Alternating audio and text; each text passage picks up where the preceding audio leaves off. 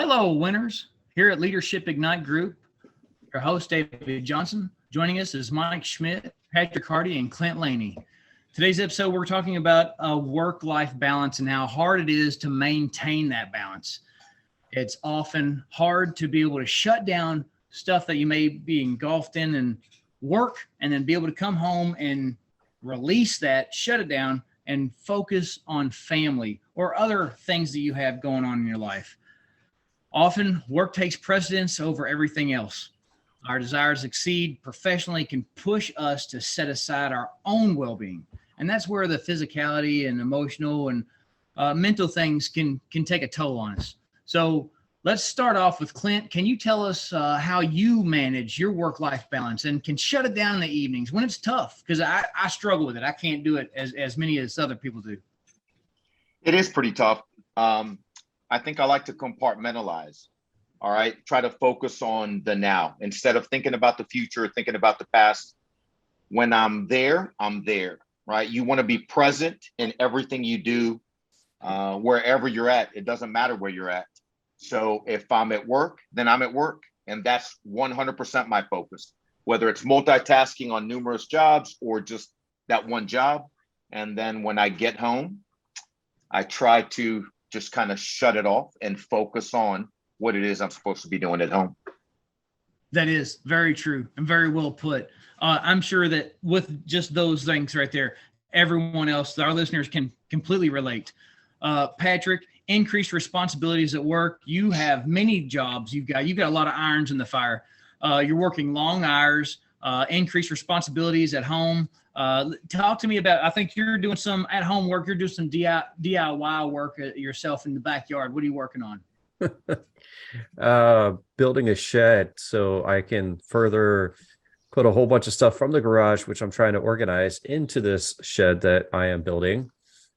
So then I can build and erect a support system for the brand new PV solar system that, I bought. And it never ends, which you're going off the grid. Oh, going off the grid. It makes sense on the money side. That price, the power price has gone up. My bill has gone up almost probably $80 at least per month. Oh, yeah. And, just doing rough numbers, I probably have about $4,000 invested on a 10 kilowatt system. I'm going to, invest probably, I've got all the lumber already on there. So probably, but work-life balance, I cut it quits at 4:00. I made some, what do you call that? Duck a la orange tonight with some rice down in the, green beans for the family. And I do have to leave here in a little bit because my daughter is asking for me to put her to bed. So work-life balance, right? Yes, that's exactly right. It's very interesting. Well. There's no perfect work-life balance. Right. It's going to constantly change. So that balance, I mean, and when I say balance, I'm picturing that balance just like this going back and forth because you only have so much time in a day. That time is what holds us for that balance. OK, you probably imagine having an extremely productive day at work and leaving early to spend the other half of the day with friends or family. It doesn't always work that way. Mike, sometimes the work load depends on how much time you have to set aside. So what's your day look like, Mike? Well, you spoke too soon on saying there's no such thing as a perfect work-life balance, because I think I've nailed it now. He's like, I'm there. I'm there. What is it? I'm not joking. No, I was trying to think ahead of time about this question, and I struggle with it. I think the biggest thing is to be able to say no to people and take those days where you don't have any set meetings or anything like that. You work at your own pace. You focus on what your priorities are. I usually try to set aside Monday for that. The weekends, those are work weekends like anybody else. I usually set aside Monday to make sure that I can get ahead of schedule. Make sure that the rest of the week is a breeze. At least I hope for it to be a breeze. But I think the biggest thing is just being able to say no. You are not anybody's servant. You're in charge of your own happiness. So You make it sound so easy, Mike. It's not that easy. I mean, it's important to remain there's a and missing constantly- element. I don't have any children or a wife. So just extra variables, right? It's challenging. That's it. That's it just a big keeps variable. the challenges. Yep. Yeah, but it's important to remain fluid and constantly assess where you versus your goals and priorities are. Your children may need you other times. You may need to travel for work. Patrick, you've got a schedule that I can't relate to at all. Yeah, I think your shift as a firefighter, as one of your many jobs, is you're at a station where you're constant. You're there on shift for 24 hours, right? Mm-hmm. And then you have 2 days off, so 24 on, 48 off. Yeah, so that 2 days that, off. Yeah. that cycle is like it changes quite a bit. Your whole month is different days on and off. Oh, I don't have any weekends. Well, I go to work. It's a Monday. I'm getting off. It's a Friday, and the same day, and then there's my weekend. So even I've learned to live on very little sleep, because if I'm up all night. But one of the things that probably in the last couple of years, probably in the last 5 or 6 years, I've challenged myself to do a little bit more on is the ability of doing more than one thing at the same time. Meaning that, multitasking, whatever. But if you're driving down the road, you could be you're doing anything that's mundane, that's taking very little of your mental power. You could be thinking about the next 10, 20 other things that you need to be doing. And like, I love cooking. And if you know anything about cooking, it's all about multitasking. You're not cooking one thing. You're cooking 3 or 4 things. You're cutting vegetables, you're washing vegetables, you're prepping this, and it's all about timing. So you could be thinking about all of that while you're driving down the road, while you're waiting in line, while you're doing anything. I try not to do it before I go to sleep because that's what keeps you up. But as soon as I wake up, the first things that are going through my head are the 10, 20, 30, 50 things that I have to do in order. And I just try to prioritize.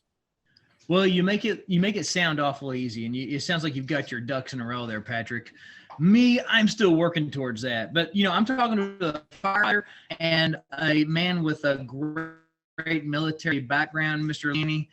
You two probably have the overall physical, emotional, mental health that you should to have a great work-life balance. So that alone, the physical helps with the mental, right? So you won't struggle with anxiety and depression and think of the therapy stuff that may come along with it, right?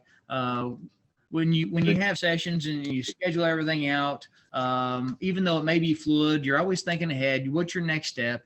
I think you prioritize your health in a manner that you make it look easy, right? So that is something not to forget about. What's your routine? Do you have do you work out at the fire station, Patrick? And Clint, do you have morning push-ups and jumping jacks you guys do? What do you do there? All right. Patrick, go ahead. I live on a farm, and then when I travel and teach every morning at 5:30, I get up and I go for. People ask me how far I run, and I tell them, about 45 minutes worth to an hour's worth, because I don't really keep track. It's almost depressing. I got the Apple Watch, and it told me you ran 3 miles. I'm like, no, I didn't. I ran 6. But no. But while I'm running, I got into botany. You can see leaves on the. I'm learning. Geology. Anything and everything to keep my mind occupied. And when I'm not doing that while I'm running, I'm prioritizing and I'm getting things done. And that's a good way to stay out of the. You talked about anxiety, depression, and all this. You got to have a purpose in life, and you got to be pushing forward, and you got to have, a 1,000-mile journey is accomplished by, the first step, and as long as you break that journey down into small goals, even though I got a lot of journeys going at the same time, they kind of all come together. But you just, hey, this is what I'm going to do to accomplish this and this and this and this. And you just got to occasionally remind yourself just how far you've gotten. Sometimes look behind you like, oh, crap, man, I've walked a long way, That's an important thing you just said there, right there, Patrick. Don't be afraid to look behind you. Yeah, just to see how far you've come. That's really good stuff. Clint, how do you handle the physical load, making sure you stay in shape and release some of that stress you may have, if any? I don't have a set schedule, right? I wish I could say that I plan or want to do something at a correct time, but I found it. And listen, everybody's different. Really, whenever you can, you get in what you can. It doesn't have to be a lot, right? As long as it's high intensity for a short period of time, right? You don't need to, I don't have the time. To be honest, I don't want to make the time, right? I just want to do enough, all right, to stay sharp, to avoid a burnout. And it kind of shocks your body when you're switching to or from different routines. One thing that I want to bring up, that as I was listening to Mike and then to Patrick, and this stood out with Mike. Mike, you and scheduling, right? That's what jumped out at me, is that you schedule, or you like to at least plan at least a soft schedule to be able to fit things in and know what you're doing. Patrick was talking about maximizing his time, right? Multitasking while you're driving, which is kind of mundane, right? Thinking about what else you need to do, catching up on phone calls, doing things that will be better suited for when you're driving and you can't do anything else, right? But it all comes down to, if you combine both of those, it really is planning, right? It's just planning your time, planning your day, planning your week, just planning wisely. If there is one thing that I think I'm not very good at, right? I'm kind of an administrative nightmare, if you will, right? Because everything is just one after the next. So I don't sit down to plan. I don't sit down to look behind me sometimes, to enjoy what it is that, right? Because you're always looking forward. So. Yeah, that's tough. Cutting ties with the outside world from time to time can allow you to recover. Weekly stress gives you space and other thoughts. And sometimes your ideas emerge and you come up with better ideas, maybe for work or maybe that meditation, like you were talking about your drive. You know, I always found that the drive from town to back out to the country where I grew up was a form of meditation. Other times I came out of a daydream and wondered how I've been driving for the last 2 or 3 miles. But hey, I made it, right? Right. So David, listen, for you, really quick, yeah. For you, what percentage of time do you spend every day? Do you spend working, right? And what percentage of time do you spend with family? Let's deduct 8 hours for sleeping, right? Just as a baseline, let's deduct 8 hours for sleeping. Break down your 16 hours. Inspections start at 8:30. They don't normally stop until 4:30. Even if I'm not inspecting, I'm proofreading, publishing. My lunch, so I'll have a good breakfast. My lunch is normally, I keep peanut butter crackers and different like trail mix bars and stuff like that in the truck in a box. That's usually my lunch. I like that routine. It works great for me. And then I'm ready to do supper in the evening. Patrick, I wish I loved to cook as much as you, but I used to, right? I used to do it on a normal, like I cook a lot, or used to, but not as much anymore. Yeah. But I more or less am down here scheduling. I'm going to schedule another inspection when we get off, at least start it. I won't make the phone calls until tomorrow morning, but you know, there's still stuff that I have a hard time shutting down. And it's a struggle myself because I'll think about it. Like I needed to have this done before I went to bed tonight, just to stay on top. So I'm ready for tomorrow. I'm a big, once I finish my inspection, I proofread, publish, on to the next one. I am that, like, done, on to the next one. Like I stay caught up, and I have anxiety if I ever have something lingering over me because I think about it. Like now I've got 2 inspections to proofread before I publish. You know, that's me. I like staying caught up. It's a check mark system that I feel a lot of satisfaction from completion. So, Did I tell you the story of how I got stuck on my second floor mother-in-law roof when I was putting on metal roof in the middle of the summertime? Because I was trying to get the last couple of panels screwed into place so the storm that was about to come through wouldn't rip them off and destroy the panels. What happened? It started sprinkling and I couldn't get down during a thunderstorm. Lord help us. On a So metal my roof. point, On a and metal I'm using roof. that as a Oh. parable, is sometimes you just have to stop, because the further you go down and I gotta 5 more minutes, you may be doing more harm than good at that point, either in the moment or the next day, because you're sacrificing your sleep, you're sacrificing your rest, and you're going to sacrifice your productivity and everything in the next day. Yeah. So you got to Yeah. have, and I say that from my experience, because that's my dreaded last words. 5 more minutes, 5 more minutes. And all of a sudden, like 40 minutes go by because I got to get it done. I got to get it done.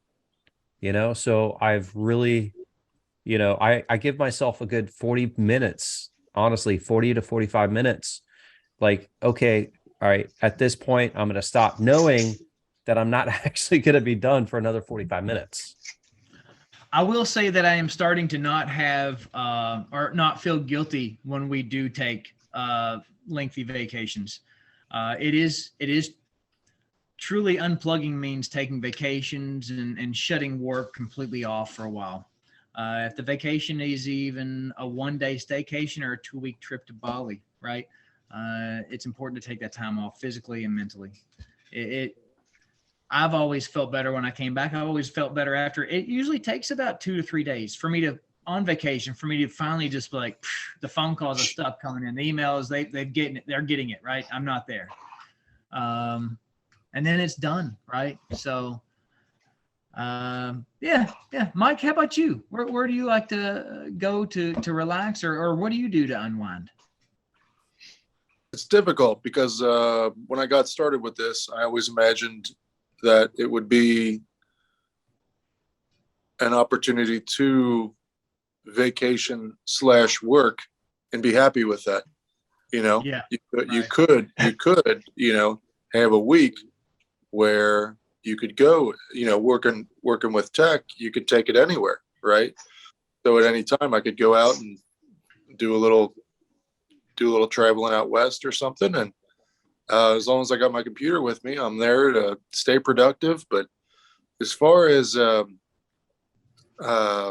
setting everything aside, I really, really, really struggle with that. I've got about 30 to 50 clients who keep me on call, and I could be getting bombarded at any point. So it's really hard. I'll have to work on that one. Well, at the end of the day, if you don't firmly plan for personal time like you do with your good scheduling, Mike, and I love hearing that. Clint, thanks for bringing that back around. Yes. I needed to hear it twice. I needed to hear it twice before it sank in. Yeah. If you don't firmly plan your personal time, it's hard for you to ever have time to do other things outside of work, right? No matter how hectic your schedule might be, it's ultimately our schedule, right? We have a certain amount of control over it. So to control your time and life, it's very important to do that. Mike just doesn't have the crutches, right? Yeah. Mike doesn't have the baggage, right? The little trailer hitch on the backside, right? Not yet. Yeah, not yet. We're working on that. Mike. Yeah. Okay. Yeah. I've got some prospects I'm going to send your way. Okay. You just need to send me some parameters. All right. I've already got 2 or 3. All right. Set aside for you. Does he have to sign for them when they come in the mail, or is it? No mail. Order? No Okay, mail. All right.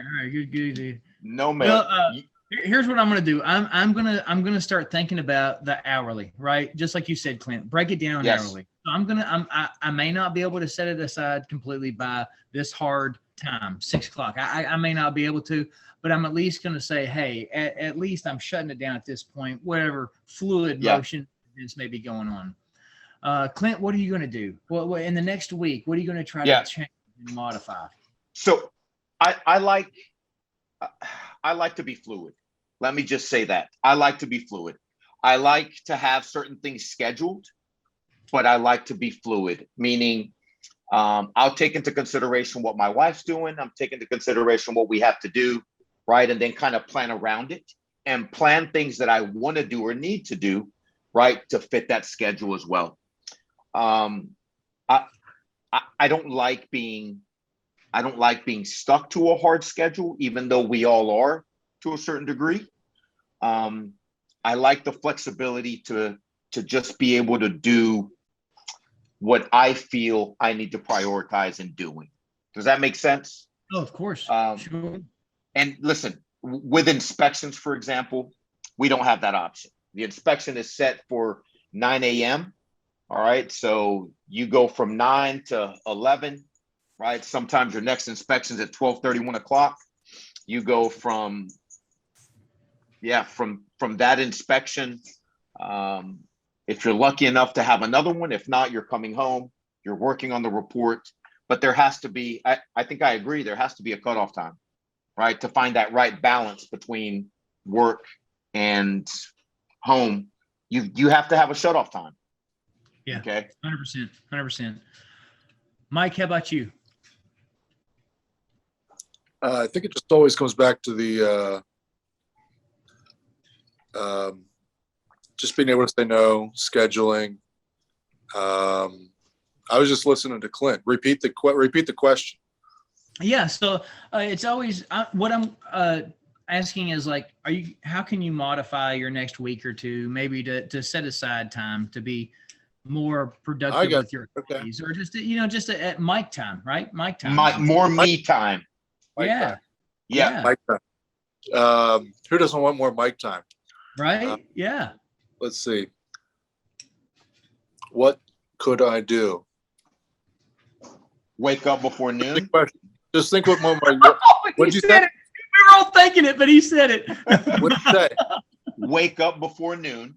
Oh, right. Mike, it's not going joke, Mike.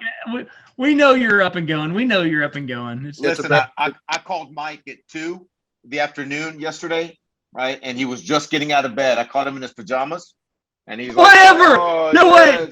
No, I'm joking. He probably pulled an all-nighter. He was probably working all night. He was probably about to go to bed. Yeah. Get to bed before 5. But I know. I think it's keeping your goals in mind. I think keeping your goals in mind is big because it lets you have there's a destination in what it takes to make those to begin manifesting those. There's a when it comes to working endlessly and nonstop and thinking about, oh my gosh, next week I got to do all this work. No, just think about what those 1 or 2, 3 goals are that you really want to focus on, and think about what it takes to either keep those going or to get those started. And I think that really puts things into perspective. It doesn't seem like such a monumental task. Monumental. There's a great word for it. Yes. Monumental task, and it allows you to then figure out how much time, and not feel guilty about that time that you do put aside to get back to you and figure out why you're working that way, and not just Mikey, you, but your family. Your wife, kids, all that good stuff. Your life, not everybody else's life that you're trying to make better.